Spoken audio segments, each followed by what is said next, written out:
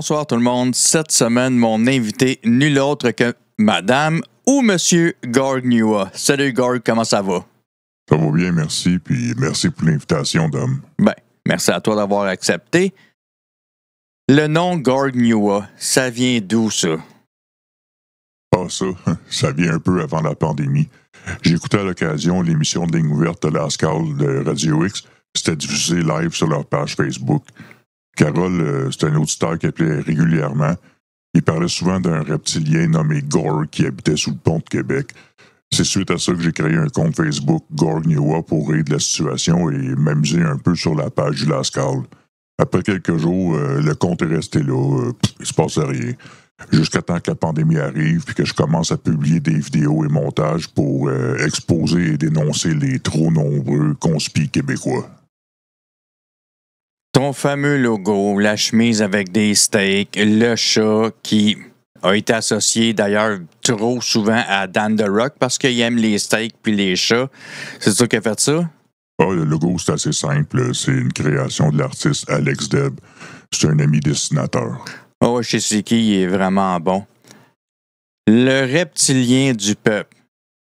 C'est quoi ça? Le nom Le reptilien du peuple est directement inspiré de Maxime Ouimet, le policier du peuple. J'étais écœuré de toujours me ramasser en prison Facebook pour toutes sortes de raisons, puis il y a un ami qui m'a suggéré de me créer une page publique. Ça fait combien de temps que tu surveilles la complosphère, que ça soit québécoise là, ou en général? J'ai commencé à m'intéresser à la complosphère en général suite aux attentats du 11 septembre 2001. J'ai regardé tout ce qui se faisait sur le sujet, y compris le fameux documentaire Loose Change et autres du genre. Je me suis ensuite intéressé à la Terre plate, aux autres théories comme le supposé hoax des missions lunaires d'Apollo. Le Moon Hoax est probablement la théorie du complot que je maîtrise le plus et dont j'ai le plus de plaisir à débunker. Au fil des ans, j'ai amassé beaucoup de connaissances sur les programmes de la NASA, Gemini, Mercury, Apollo. Je peux pas compter le nombre de fois que j'ai tenté d'expliquer que le drapeau sur la Lune semble flotter, mais c'est grâce à une tige fixée en haut du mât et que non, il n'y avait pas une autre personne sur la Lune qui a filmé Armstrong fouler le sol lunaire pour la première fois. That's one small step for man, one giant leap for mankind. How is the quality of the TV? Oh, it's beautiful, Mike. It really is. Oh, geez, that's great. Is the lighting halfway decent? Yes, indeed. They've got the flag up now, and you can see the stars and stripes on the lunar surface. Up now, and you can see the stars and stripes on the lunar surface.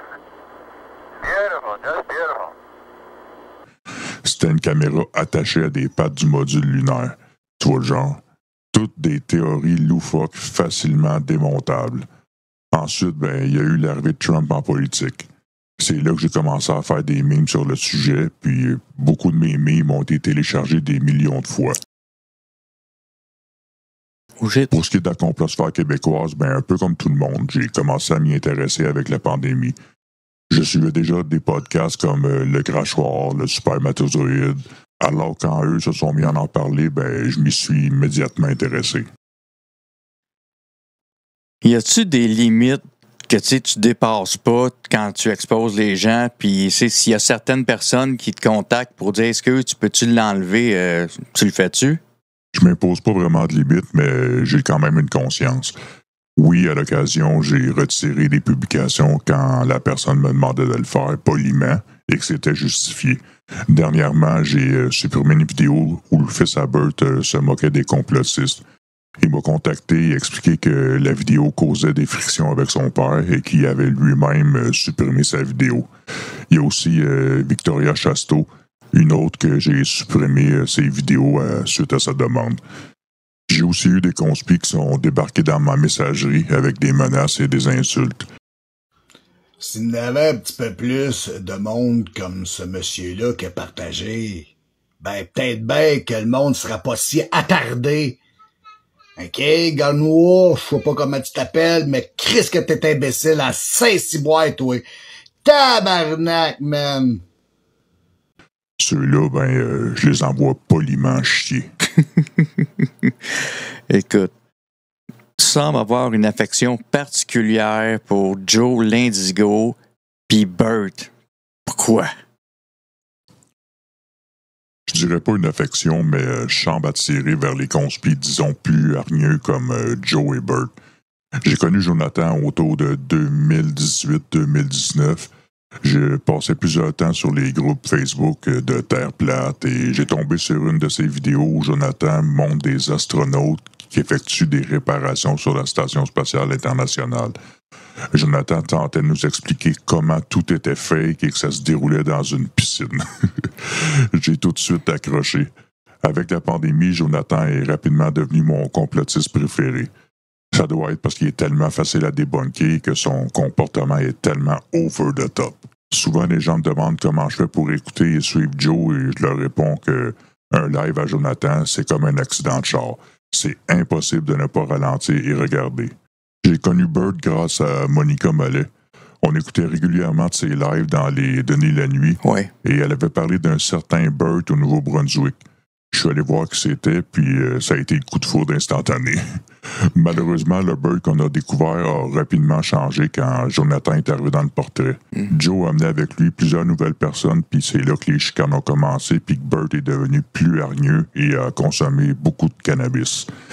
La drogue a complètement changé son comportement et pour le pire. Espérons qu'un jour, Bert va sortir de l'emprise de Jonathan puis s'éloigner des personnes toxiques comme Maxime Groslot, Monica, Cellule, Maman Nicole, etc. Super comme réponse. T'as maintenant une ou un collègue Silver Fox. Ça doit être d'une grande aide pour toi? Oui, certainement. Pendant 2 années, contrairement à ce que les conspis pensent, j'étais tout seul à gérer la page. La fourmi atomique s'est joint à la page durant quelques mois, mais a dû quitter par faute de temps. J'ai connu Silver Fox dans les Mercronspi et je l'ai contacté pour lui offrir de se joindre à la page et s'occuper du volet meme. La meilleure acquisition pour l'écurie Gordnewa, comme Tommy se plaît à dire. J'avais souvent des bonnes idées de meme, mais j'ai pas les skills nécessaires pour transposer mes idées sur papier. Silver Fox est très créatif et a toujours été d'une grande aide. As-tu déjà reçu des menaces allant de « si je te rencontre, je te pète la gueule » ou même des menaces de mort? Des menaces et des insultes, j'en ai reçu plusieurs. La plupart venant des disciples à Jonathan. J'en ai d'ailleurs fait quelques montages que j'ai appelés le courrier du cœur à Gorg. Ouais. Bien souvent, ils viennent m'insulter et me bloquent aussitôt sans me laisser la chance de répondre. Les seules menaces de mort sont venues de Frank Pelletier. Je me suis levé un matin avec une 20aine de messages audio où il menace de venir chez moi avec des armes et qu'il va m'envoyer ses chums vétérans me donner une leçon.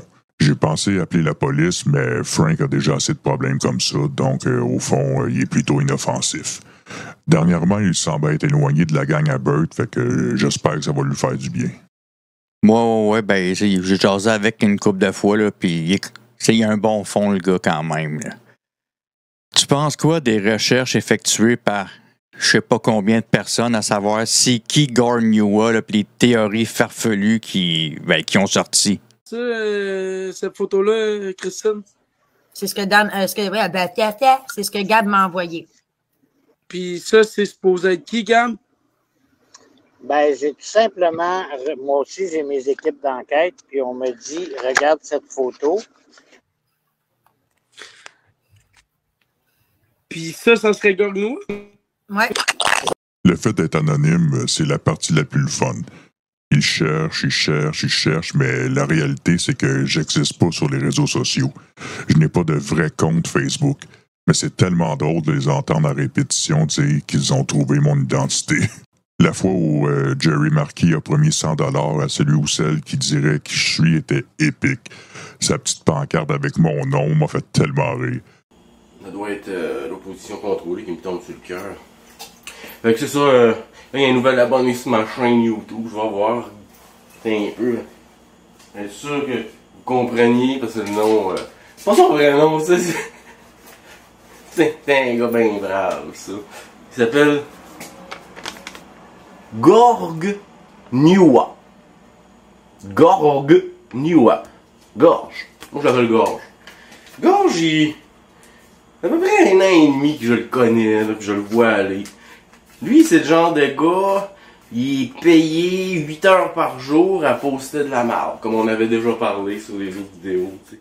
Là, d'ailleurs, j'offre... moi, je suis pas bon en informatique, je comprends rien là-dedans, ces affaires-là. Mais j'offre 100$ à qui que ce soit qui peut m'apporter quelque chose qui va me rapprocher de ces gens-là. Yvan Poitevin, Gorgnua, de Edmundston au Nouveau-Brunswick, peut-être pas les 3, si les 3 c'est pas la même personne, mais il y a quelque chose à Edmundston au Nouveau-Brunswick, c'est pas si grand que ça, tu sais. À date, j'ai été Tommy Godette, Martin Godette, Xavier Camus, Dan DeRock, Christine Silver, l'avocat Didier Sanson, Denis Talbot, Chris Dugas, Julie Nadeau, une prof à l'UQAM. J'en oublie sûrement plusieurs autres. Il y a seulement une poignée de gens dont tu fais partie qui m'ont déjà vu en cam ou en personne. Qui sait, peut-être qu'un jour, je vais révéler ma belle tête de reptilien. C'est à suivre. As-tu déjà pensé à arrêter tout ça puis te dire, OK, je t'ai écœuré, là, fini? Ben, dans un monde idéal sans désinformation ou d'hurluberlus qui désinforment, radicalisent et soutirent de l'argent aux plus naïfs et vulnérables de notre société, ma page n'aurait pas de raison d'exister. J'ai comme l'impression que c'est de pire en pire sur les réseaux sociaux.